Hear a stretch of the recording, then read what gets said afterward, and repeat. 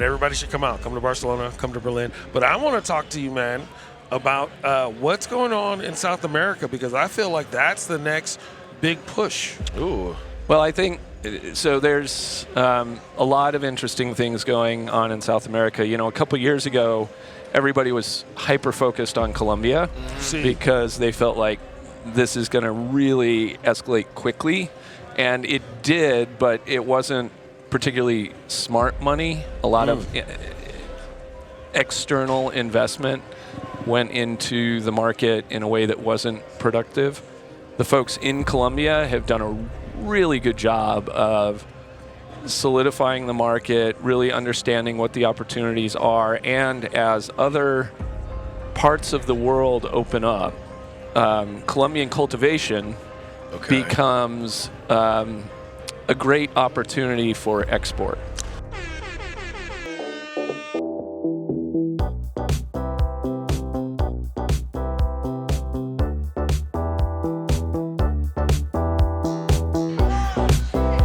We are back here at MJBizCon 2023. It's Friday and it's still bustling around, and I'm here with the co-host with the mostest. Max Juhasz, and from Dope SEO. Thank you so much for the co-hostess with the mostest.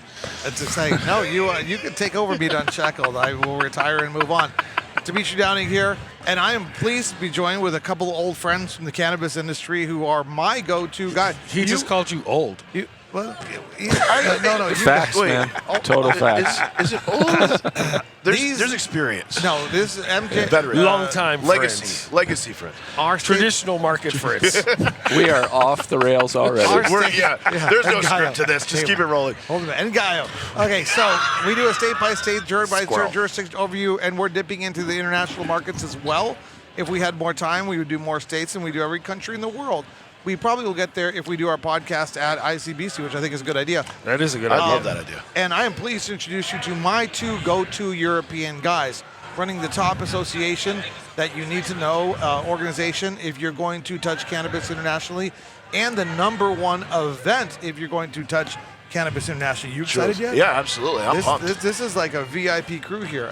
I am excited. So why don't we start by let's introduce yourself, Chris. Sure. Who you are, a little bit about what you do, and we'll talk about Europe and your organization afterwards. But let's get to you. Yeah, no sweat. So Chris Day, and along with Jillian Reddish, we established the Global Cannabis Network Collective about 3.5 years ago, with the idea really of connecting countries and continents and finding those folks who are really driving the global ecosystem. That was, I was actually working for MJBiz for a number of years and got a chance to really get a deep dive there, but I always felt like there's a gap in communication about what's really happening outside the borders of the United States. Right. So we picked it up. We created the association, and I pretty much travel full-time now for the industry. Sounds rough. Life's tough, man. Did you build your dream job? I did. Yes. And there's Are you It's hiring? on a napkin. and there's a giant world outside of United States cannabis. Yeah, there really is. Culture is different. The world's different. The lingo is different. The language is different. And we're going to dive into a brief overview of how the rest of the world perceives cannabis with Chris in a second here. I know that's not good. You can't summarize that in 30 minutes, but we'll try to. But first, let me have Ngaio introduce himself. Ngaio Beelum here with the International Cannabis Business Conference Series, Europe's largest cannabis Why B2B. do I always mispronounce that? I don't know. Okay, sorry. It's Ngaio. I know. Like one rooster. Yeah, I always mispronounce it. I apologize. Ngaio. Yeah. One rooster Beelum. Juan Pollo. Juan Pollo. I like that. ICBC? ICBC, the International Cannabis Business Conference. The go-to cannabis industry gathering. Business professionals sharing knowledge and interacting with each other. All over the world. We do Berlin and we do Barcelona, and then we do a global investment forum here and there, or a science and technology forum. We just did one in Slovenia, and it was great. And I know you've probably been involved in the cannabis industry much longer than ICBC was around. Or? Oh my gosh. Yeah. Yes. Yeah. I first started smoking weed in 19, none of your business. And then when did you come onto the ICBC team?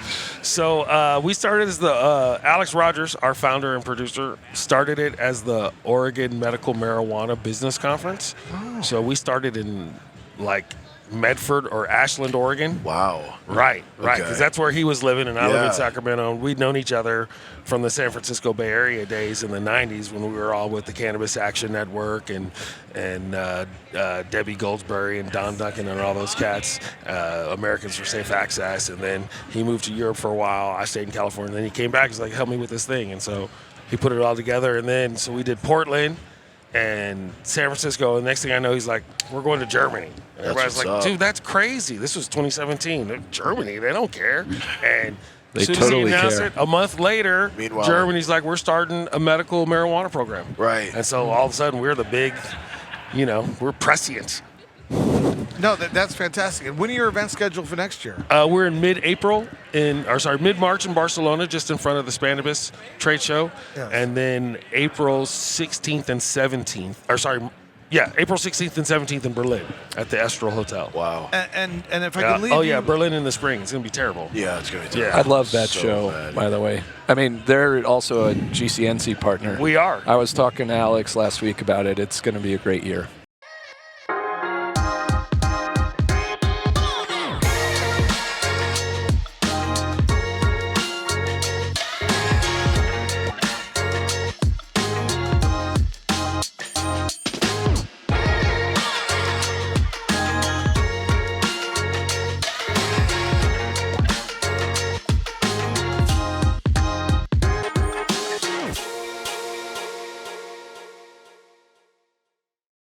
Yeah, and there's very few bits of wisdom that I have. One is like always do yoga. The other one is if you're going to get involved in European or international cannabis, connect with both these gentlemen, and your very first start should be Spannabis in March, in mid-March. It's always mid-March every year, at this thing that ICBC and Spannabis do together. Right. Where you get incredible business connections and business development in a very professional, well-curated setting on a Wednesday, or is that Thursday?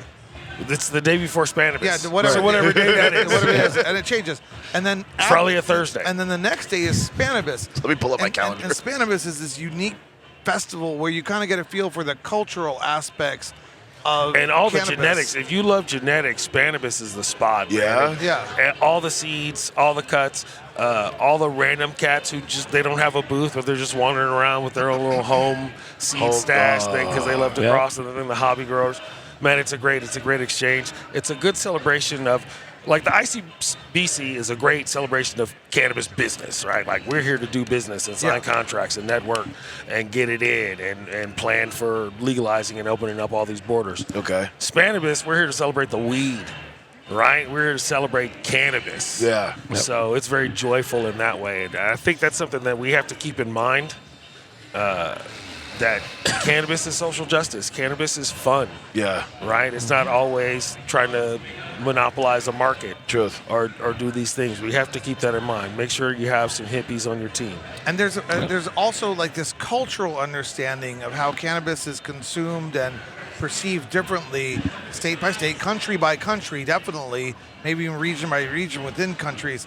And you also get a feeling for that over at Spannabis because you got all these different cultures, communities coming together, and you guys have a great. So you have these business development, all these decision makers, C-suite type individuals who are there for a long day of connections and what they have to do. And tapas. And then the next, Oh, you and can't then go wrong with tapas. You guys have tapas. Yeah, you do have We do. tapas. We do have That's tapas right. at lunch. That's what's Yeah. up. Carry trays of tapas around. Right. And then the next day, you're getting you see them walking around casually in T-shirts and stuff. Right. Owners of corporations and stuff. Microdosed. Yeah. It's having a good old time. That's what's up. It's awesome. It's awesome. So congratulations on Thank ICBC, what you guys do. Google it, www.icbc.com. InternationalCBC.com. InternationalCBC.com. Yeah. ICBC is also an insurance company in Canada, so we don't like to. We don't want to send them to the insurance company. So. And, There were arguments in Vancouver. Lawyers had to be involved. and if you So sign we're up, the International Cannabis Business Conference. Right. And- Everywhere.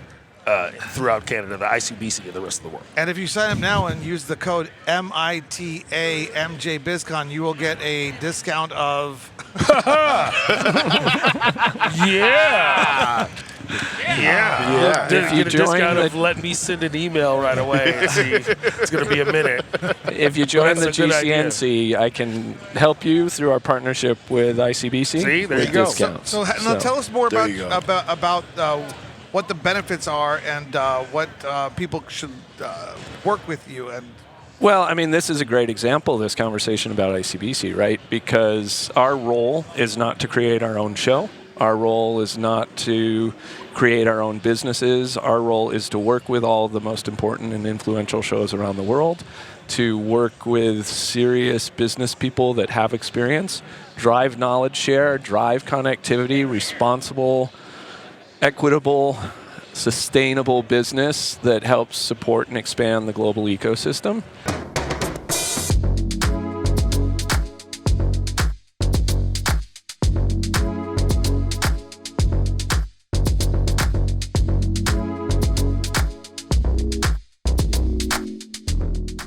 And so, tangibly, that means, with our event partners, we have discounts on tickets and booth space and sponsorships, and we host things like the C-Suite Connectors in person. So that's an easy no-brainer for folks. Like if you're in that space, you're going to save more money by working with us than your dues every year. Truth. But the long-term sort of intangibles are there's very, very few people in the world that are taking a holistic view of how global movement in cannabis is happening. So what does that mean if you're a grower in Colombia?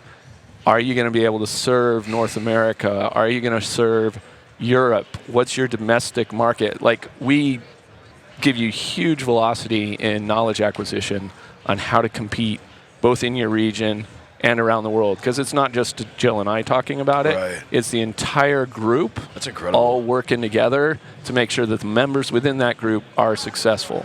And they all sign, when they sign up, a little box that says, I will participate, I will engage, and I will share. That's what's up. So it's a great organization of really commonly motivated folks. And, I've got a ton of show experience, and I much prefer other people building them. And I can show up and bring the crew. Just like to be the talent. Yeah, Yes. that's exactly right. I'm talent. I don't. I've produced a bunch of events, so I know exactly what you mean. Yeah. For sure. I would never want to produce the MJBizCon though. But you're always the host at ICBC. Yes. Right? Yeah. Yep. Yes, I am. So And Alex it's makes you fantastic. set the whole thing up and be the Well, host. no, Alex and Noel and Jesse, really, they're the team, and Elizaveta and Goran and Mirko, the whole ICBC squad. Mike, we're all monsters. It's all great. So we do a good job together, and everybody should come out. Come to Barcelona, come to Berlin. But I want to talk to you, man, about what's going on in South America, because I feel like that's the next big push. Ooh. Well, I think so. There's a lot of interesting things going on in South America. A couple years ago, everybody was hyper-focused on Colombia because they felt like this is going to really escalate quickly. And it did, but it wasn't particularly smart money. A lot of external investment went into the market in a way that wasn't productive. The folks in Colombia have done a really good job of solidifying the market, really understanding what the opportunities are, and as other parts of the world open up, Colombian cultivation becomes a great opportunity for export.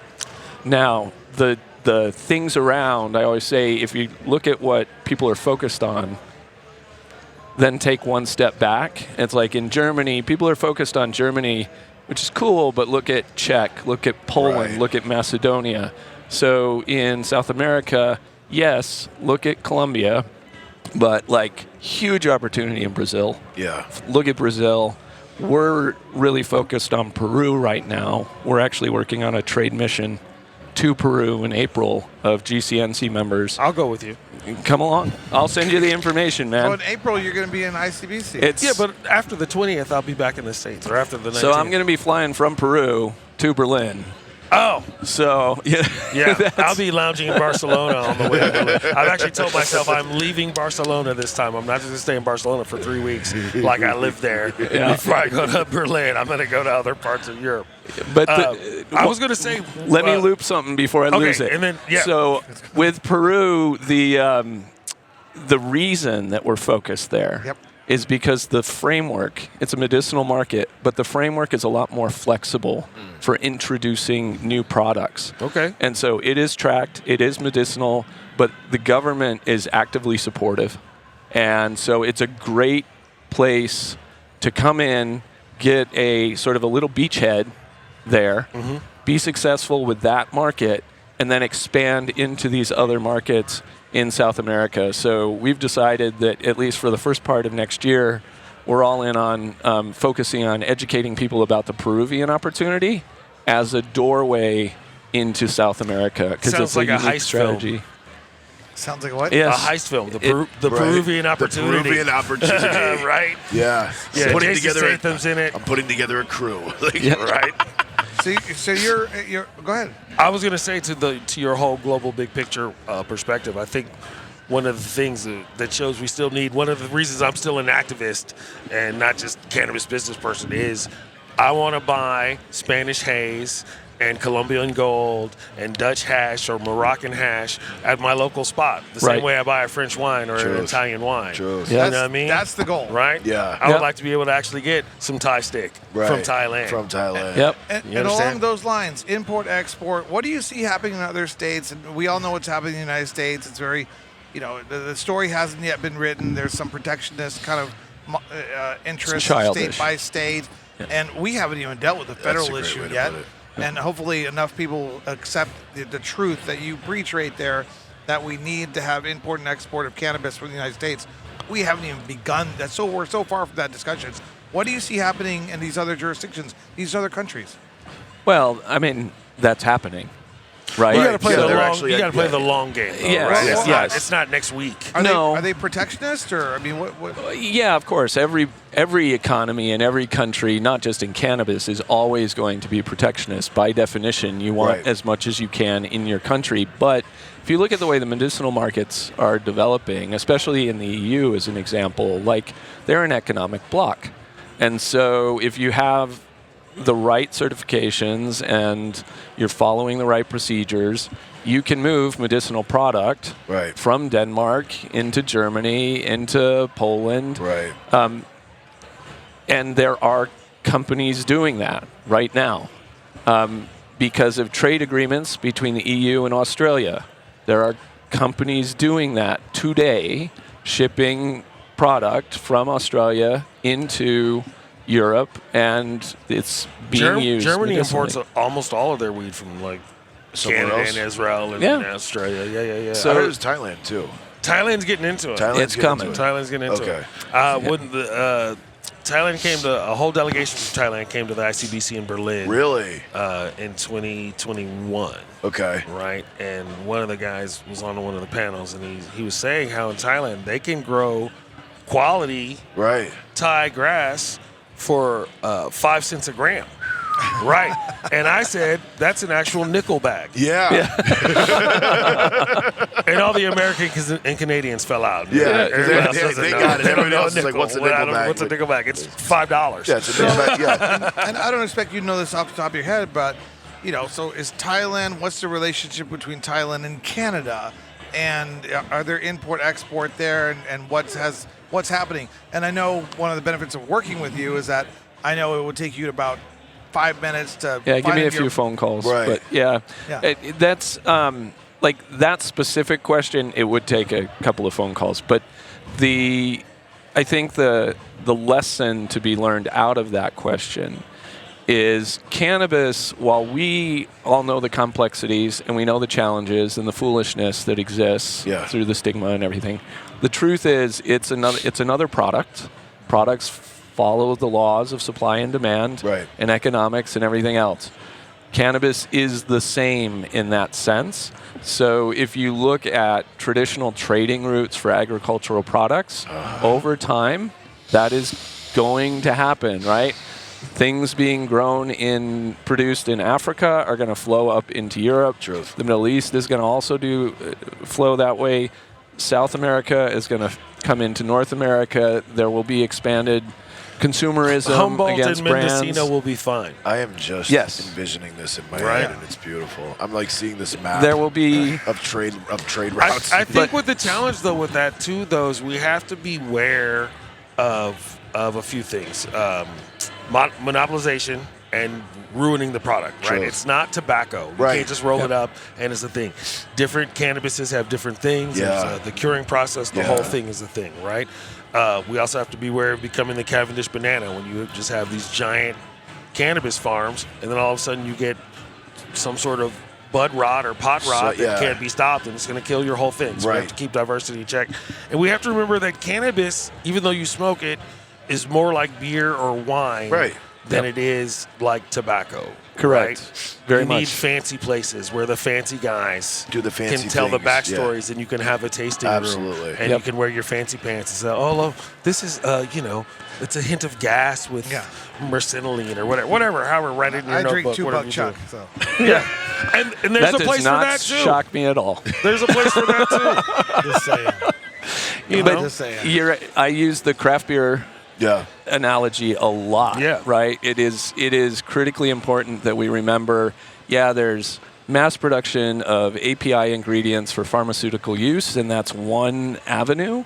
There's industrial hemp. Yep. That's another avenue. There is craft cannabis in regions that will always be and should always be specific to a region so that you don't forget your roots and your history, and you can provide baby. that. Right. Yep. Appellations. Another question I wanted to ask you guys is, you're a Midwestern boy. Where are you from?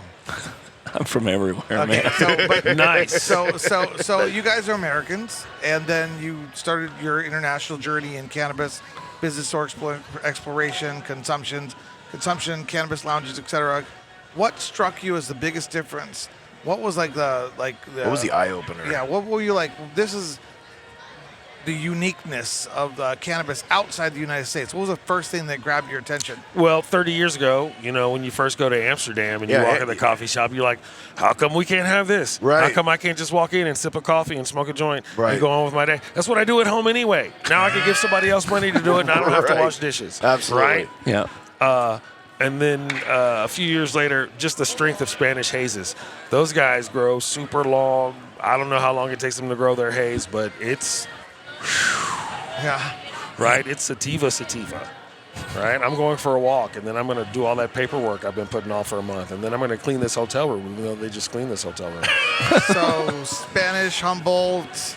No, California weed is still the best weed in the world.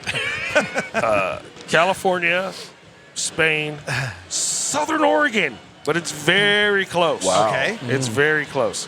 Berlin, if you can find it, but it's kind of weird. I haven't smoked any South American weed. It's pretty good. It's pretty good. Yeah. You should come down to Peru with me in April. Listen, man, you're not saying much. And what struck you unique when you started migrating out of the United States cannabis world into the international? Well, so clearly I did grow up in the U.S., but I've always grown up in states that are more multicultural than most.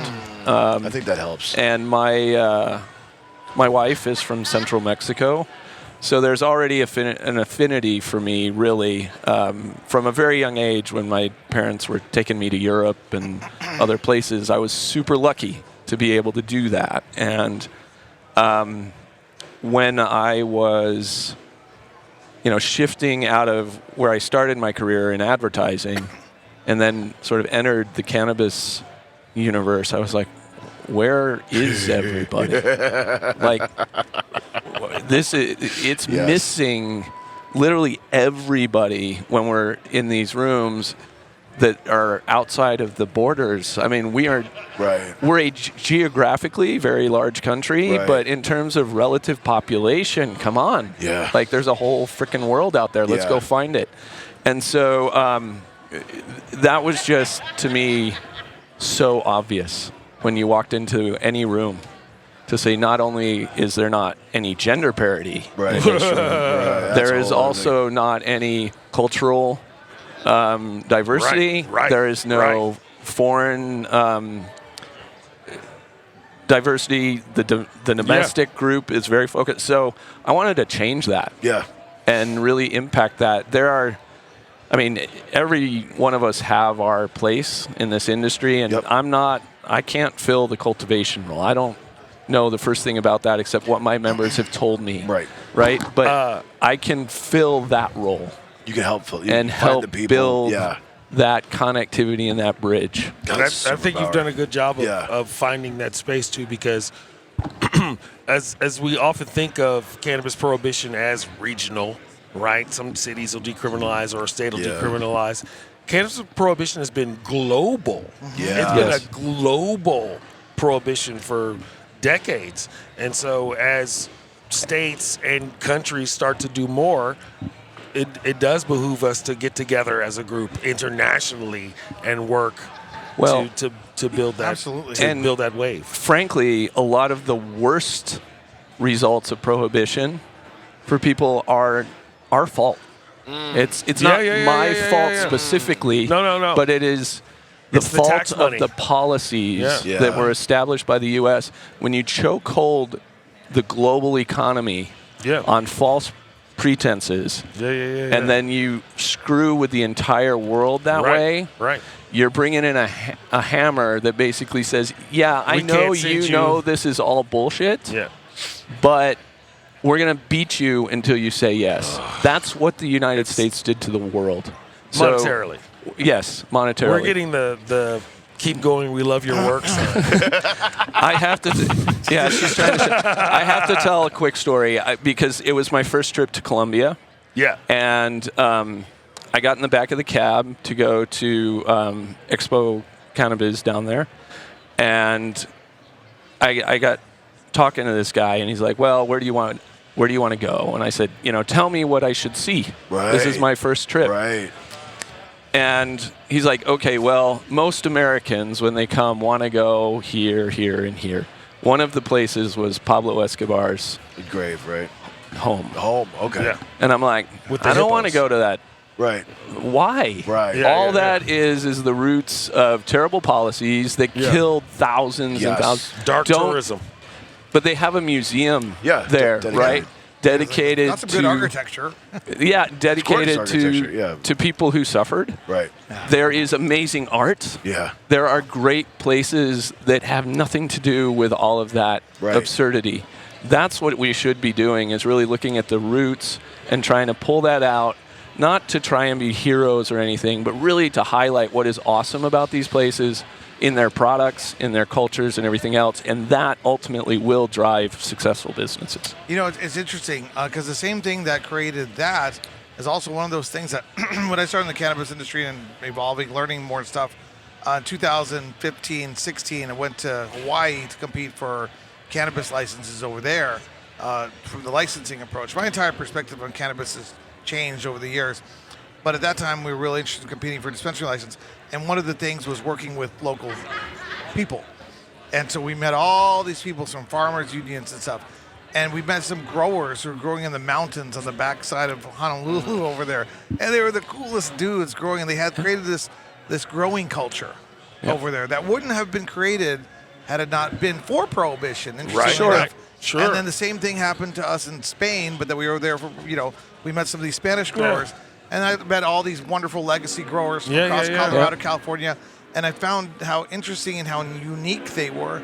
And I almost wanted to start do a documentary before it's gone. You almost need a national register of historic potheads. Historic growers. You mentioned the negative things about prohibition. No, you're right. Yes, but it also created this really cool its own culture. Its own culture and community. That I discovered and I grew an appreciation for, and I grew to love. And I'm like, we should document this. We need to do a TV series because it's fun to go everywhere and learn about this. Yeah, so I do a lot of work with. It's not. It's not It going to won't. be gone soon. No, You can't kill that sort of thing. Here's the thing. It's, it's not going to be gone if the consumers and patients are smart enough to buy the right products. Cannabis has been one of the most successful decentralized businesses in the history of the world. Yeah. It resists, it actively resists centralization and monopolization. There's always going to be some crackpot in the woods who's growing all kind of crazy, rare-ass strains, right? Listen, people don't get into underground cannabis growing because they're good at filling out paperwork and playing by the rules. Because they follow directions Right. really, really well. Like Right. they stand in line. So- yes. Well,